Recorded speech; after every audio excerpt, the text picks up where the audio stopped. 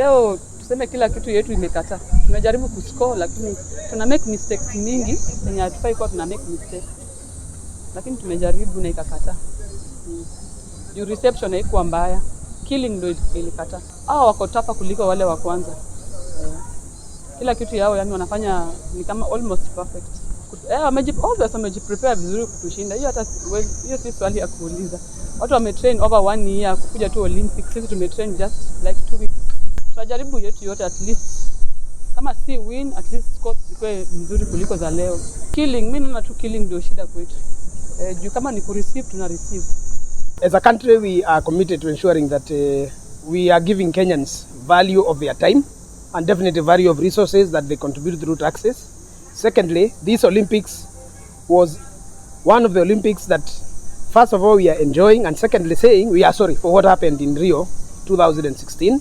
We didn't want any mistake to be repeated in terms of organizing our athletes, our participants, in terms of having a delegation of government bigger than the participants. This time the government is extremely lean. Officials are the number is extremely small, and that one explains part of the reason of saying as a government we are so sorry. Last time it was bad one. This time we are going to make the best of it so that in Paris 2024, when the next Olympic is happening, Kenyans will have high confidence in the organization. Thirdly, we would want to thank all the participants. The village is extremely organized, no cases.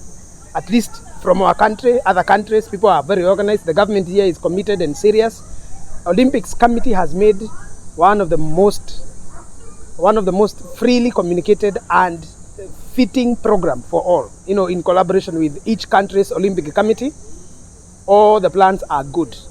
The fields, the vehicles, the meals, participation time, keeping of time, communication of delays, everything extremely good, looking nice. So let's say it was a lesson that we wanted to prove that we will never repeat of what Rio happened, and we are very grateful for the entire delegation. Thank you. That's a very good question, because I sat with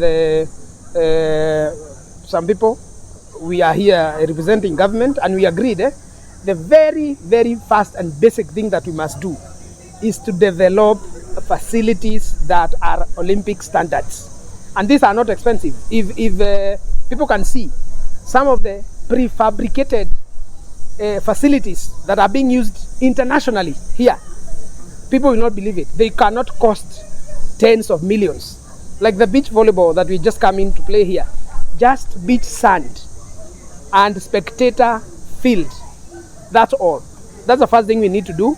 So we need to develop Olympics standard facilities for play, both indoors and outdoors. Number 2, we need to continue exposing our athletes, exposing them to international competitions, exposing them to different cultures, exposing them to the so-called yester giants, people who competed and won many years ago, that still we think they are the people they were, but they are no longer. That last year is no longer there. Our Kenyan athletes are coming up very well. Third thing that we need to do, and these are lessons we are taking home, we need also to increase the number of Kenyans in the so-called smaller sports like taekwondo. We need to expose them in archery, fencing, weightlifting, boxing, because as a country we have seen we over-relied on athletics, and I'm telling Kenyans, our best days are starting tomorrow. Goals will start streaming from tomorrow, because this is when now we are entering into our pote. What is traditional potential for Kenya? We are starting tomorrow, Friday. The heat here is so strong, it's crazy. So we are struggling to get a point, and the same way you're struggling to take a breath.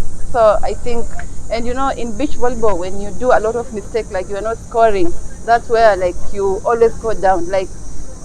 We've played so many matches before, and when we were losing, we tried to come back. But today it was just crazy, because we didn't come back to our normal and stabilized the game. We were used to these conditions. So it doesn't matter if you have trained for a long period or a short period. It happens when we were going for qualifiers. We had a short time for going for the qualifier, and we got nice delivery. But now we got 2 weeks to train to come here to Tokyo, and the other teams, they were not just training, they were playing the world tour. They played so many matches before they came here.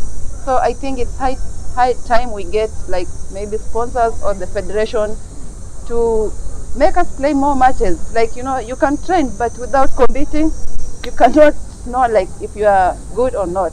So it's high time we get sponsorship and we go to play world tour. We play more matches. Through this, we can achieve good results. Same, we are playing Latvia. They are a strong team like USA.